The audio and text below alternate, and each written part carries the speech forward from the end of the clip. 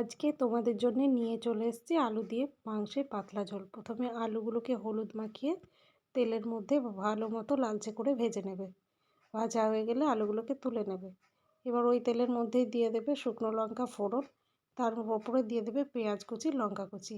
এটা ভালো মতো ভাজা হয়ে এলে তার উপরে দিয়ে দেবে মাংসগুলোকে ভালো মতো কষাতে থাকবে।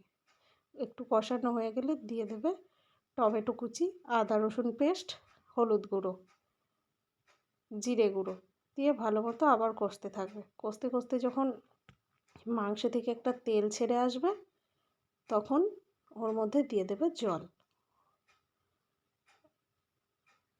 জল ঢেলে দিয়ে ওর মধ্যে দিয়ে দেবে আলুগুলো।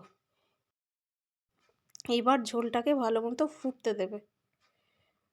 ভালো মতো ফুটে যখন মাংস আলু দুটোই সেদ্ধ হয়ে আসবে তখন দিয়ে দেবে শাহি গরম মশলা অল্প পরিমাণে।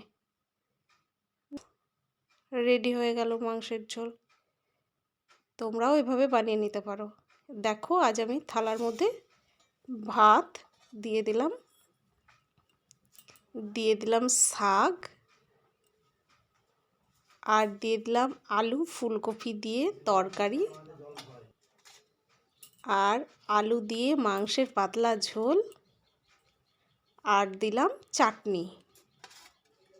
তোমরাও এইভাবে বানিয়ে খেও, দেখবে ভালো লাগবে। তোমাদের জন্যও পাঠালাম, তোমরা যেন অবশ্যই টেস্ট করে বলো কেমন হয়েছে। টাটা, আবার দেখা হচ্ছে পরের কোনো ব্লগে, আবার কোনো রেসিপি নিয়ে। তোমাদের জন্য আজ এই পর্যন্তই।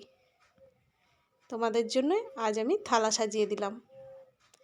তোমাদের ভালো লাগলে অনেক ভালোবাসা দিও।